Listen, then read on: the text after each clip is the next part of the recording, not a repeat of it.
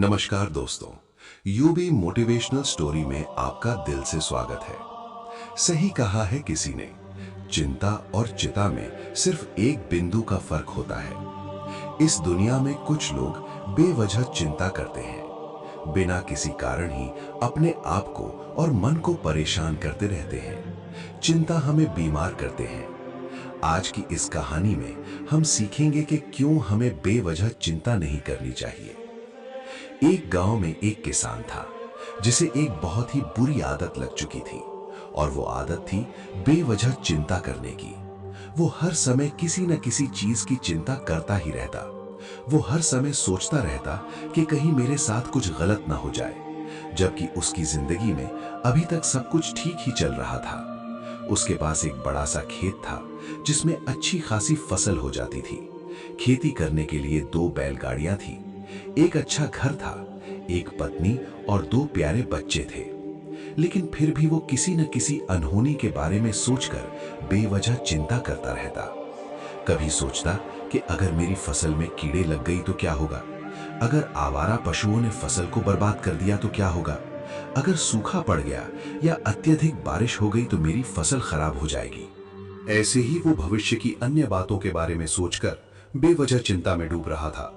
जैसे कि कहीं खेती के समय मेरे बैल बीमार ना पड़ जाएं, मेरे बच्चों का भविष्य कैसा होगा, कहीं बुढ़ापे में मुझे कोई बड़ी बीमारी ना हो जाए, मेरे बच्चे बुढ़ापे में मेरा ख्याल रखेंगे भी या नहीं, वगैरह वगैरह। अपनी इस लगातार बेमतलब चिंता करने की आदत की वजह से वो असंत और परेशानी लगता था, और अब उसका किसी भी काम में मन भी नहीं लगता था। उसकी पत्नी ने भी इस बात को अनुभव किया कि उसे बिना मतलब चिंता करने की आदत पड़ चुकी है। उसने उसे कई बार समझाने की कोशिश भी की, तुम बेवजह चिंता करना छोड़े दो, लेकिन उसके समझाने का कोई मतलब नहीं रहा। उसे पता चला कि नगर में एक महात्मा आए हैं जिनके पास सारी समस्याओं का हल है। फिर एक दिन वो उसे लेकर एक बौद्ध भिक्षु के आश्रम में पहुंची। बौद्ध भिक्षु बहुत ही बुद्धिमान और ध्यानी व्यक्ति थे। किसान और उसकी पत्नी अपनी सारी समस्या बौद्ध भिक्षुओं के समक्ष रखती है। किसान ने कहा, महात्मा, मैं हर समय किसी न किसी बात की चिंता करता रहता हूँ। मैं ज्यादातर उन बुरी चीजों के बारे में सोचकर चिंतित होता रहता हूँ जो अभी तक मेरे साथ हुई भी नहीं। किसान की समस्या को पूरे ध्यान से सुनने के बाद बौद्ध भिक्षु ने कहा, ठीक है, तुम दोनों कल सुबह आना और फिर मैं तुम्हें तुम्हारी समस्या का समाधान बता दूंगा। अगली सुबह जब किसान और उसकी पत्नी बौद्ध भिक्षु के आश्रम में पहुंचते हैं तो देखते हैं कि बौद्ध भिक्षु बहुत ही चिंतित अवस्था में जमीन पर पालथी मारकर बैठे हुए हैं और उनके सामने एक दूध से भरा ग्लास रखा हुआ है। बौद्ध भिक्षु बार बार उस दूध के ग्लास की तरफ देख रहे हैं और फिर कभी अपना हाथ अपने सिर पर रखते तो कभी जमीन पर। वो बहुत ही चिंतित और बेचैन दिखाई पड़ रहे थे। ये देखकर किसान ने पूछा, महात्मा, आप इतने परेशान क्यों लग रहे हैं? आपके समक्ष दूध रखा है, आप इसे पी क्यों नहीं लेते?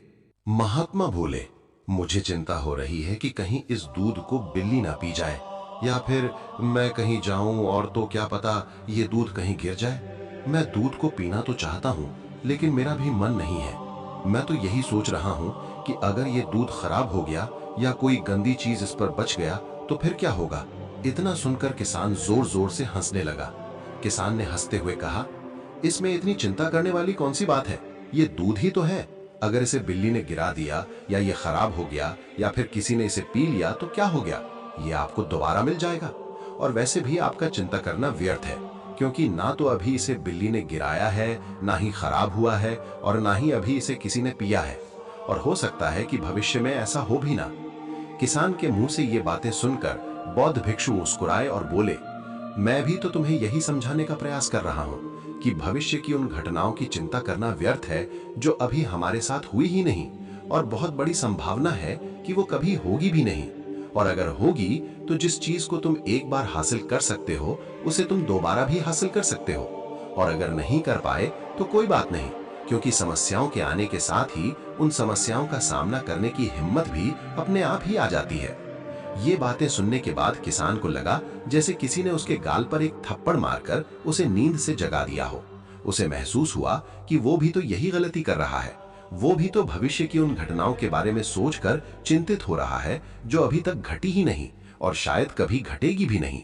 नहीं, किशन और फिर बौद्ध भिक्षु के चरणों में गिर पड़ा और कहने लगा, इतनी आसान मुझे मेरी गलती का एहसास करवाने के लिए आपका बहुत बहुत धन्यवाद। और मैं आज से पूरा प्रयास करूंगा, मैं बेवजह चिंता करना बंद कर दूंगा। जापान में एक लोकप्रिय कहावत है, अगर तुम चल रहे हो तो सिर्फ चलो, अगर तुम खा रहे हो तो सिर्फ खाओ, लेकिन एक समय में सिर्फ एक ही काम करो, चिंता ना करो।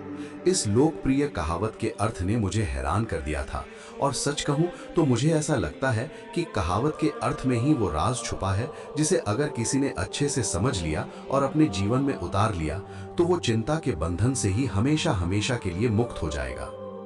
इस कहावत के अर्थ के बारे में हम आगे बात करेंगे, लेकिन उससे पहले देखते हैं कि हमारे दिल दिमाग में इस तरह के विचार ज्यादा चल रहे होते हैं।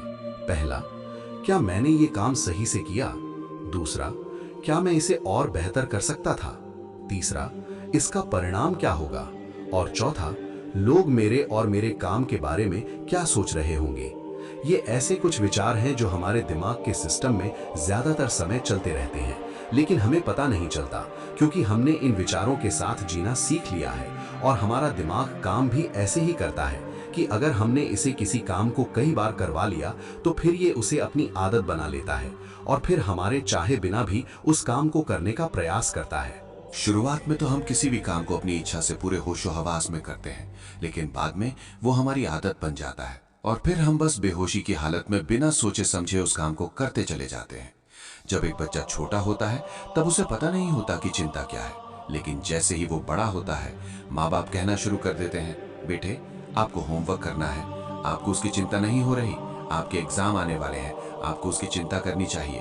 और ऐसे ही न जाने कितनी सारी चीजों के लिए बच्चों के आसपास के लोग उसे चिंता करने के लिए कहते हैं और वो छोटा बच्चा इस बात को मान लेता है कि अच्छा, किसी भी काम को करने के लिए हमें उसकी चिंता करनी पड़ जाती है और फिर वो भी किसी काम की घटना के बारे में बार बार सोचने लगता है। शुरुआत में तो वो ये काम जानबूझकर करता है, लेकिन धीरे धीरे उसका मन इसे अपनी आदत बना लेता है और फिर ना चाहते हुए भी उसका मन एक ही विचार के बारे में बार बार सोचता रहता है और फिर वो अपनी पूरी जिंदगी चिंता के इस जाल में फंस कर रह जाता है।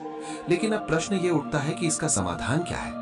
तो इसका समाधान है ऊपर बताई गई ज़ेन कहावत का अर्थ, यानी जागरूकता। हमें अपने विचारों के प्रति जागरूक होना पड़ेगा। हमें थोड़ी देर रुककर इस बात पर ध्यान देना होगा कि कहीं हम ना चाहते हुए भी एक ही घटना के बारे में तो बार बार नहीं सोच रहे हैं। नहीं, किशन और फिर बौद्ध भिक्षु के चरणों में गिर पड़ा और कहने लगा, इतनी आसान, मुझे मेरी गलती का एहसास करवाने के लिए आपका बहुत बहुत धन्यवाद और मैं आज से पूरा प्रयास करूंगा, मैं बेवजह चिंता करना बंद कर दूंगा। जापान में एक लोकप्रिय कहावत है, अगर तुम चल रहे हो तो सिर्फ चलो, अगर तुम खा रहे हो तो सिर्फ खाओ, लेकिन एक समय में सिर्फ एक ही काम करो, चिंता ना करो। इस लोकप्रिय कहावत के अर्थ ने मुझे हैरान कर दिया था और सच कहूं तो मुझे ऐसा लगता है कि कहावत के अर्थ में ही वो राज छुपा है जिसे अगर किसी ने अच्छे से समझ लिया और अपने जीवन में उतार लिया तो वो चिंता के बंधन से ही हमेशा हमेशा के लिए मुक्त हो जाएगा। इस कहावत के अर्थ के बारे में हम आगे बात करेंगे, लेकिन उससे पहले देखते हैं कि हमारे दिल दिमाग में इस तरह के विचार ज्यादातर समय चल रहे होते हैं। पहला, क्या मैंने ये काम सही से किया? दूसरा, क्या मैं इसे और बेहतर कर सकता था? तीसरा, इसका परिणाम क्या होगा? और चौथा, लोग मेरे और मेरे काम के बारे में क्या सोच रहे होंगे? ये ऐसे कुछ विचार हैं जो हमारे दिमाग के सिस्टम में ज्यादातर समय चलते रहते हैं, लेकिन हमें पता नहीं चलता क्योंकि हमने इन विचारों के साथ जीना सीख लिया है। और हमारा दिमाग काम भी ऐसे ही करता है कि अगर हमने इसे किसी काम को कई बार करवा लिया तो फिर ये उसे अपनी आदत बना लेता है और फिर हमारे चाहे बिना भी उस काम को करने का प्रयास करता है। हमें पूरी जागरूकता के साथ ये देखने का प्रयास करना होगा कि पूरे दिन हमारे अंदर इस तरह के विचार उठते रहते हैं। अब आप पूछ सकते हैं, केवल जागरूकता क्या करेगी? मैं कहता हूं ये काफी है। ये मन को शांत करने के लिए पर्याप्त है, मन को अपने स्वभाव का एहसास कराने के लिए पर्याप्त है। और जीवन में जागरूकता लाने का सबसे आसान तरीका है ध्यान करना। ध्यान करने के दौरान अपने विचारों पर ध्यान देना, और जब आप पूरी जागरूकता के साथ अपने विचारों पर ध्यान देना शुरू कर देंगे तब आप पाएंगे कि आपके मन में चलने वाले गैर जरूरी विचार एक एक करके अपने आप ही गायब होना शुरू हो जाएंगे और फिर आप एक आनंदित और शांत जीवन अनुभव कर पाएंगे। बाकी अगर ये कहानी आपको अच्छी लगी हो तो इस स्टोरी को अपने दोस्तों को जरूर शेयर करें और ऐसी कहानी सुनने के लिए यूबी मोटिवेशनल यूट्यूब चैनल को सब्सक्राइब करें। तब तक मिलते हैं हम आपसे ऐसी ही एक और प्रेरणादायक कहानी के साथ। अगले दिन। धन्यवाद।